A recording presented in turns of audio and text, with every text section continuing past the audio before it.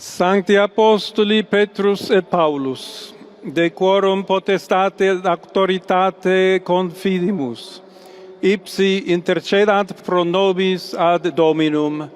Amen.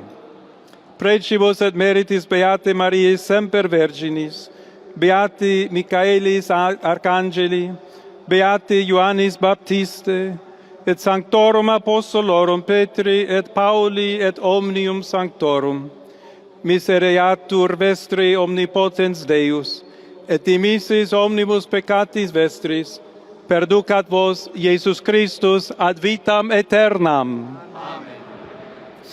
Indulgentiam, absolutionem et remissionem omnium peccatorum vestrorum, spatium vere et fructuose penitentiae, cor semper penitens, et emendationem vitae, gratiam et consolationem Sancti Spiritus, et finalem perseverantiam in bonis operibus tribuat vobis omnipotens et misericords Dominus.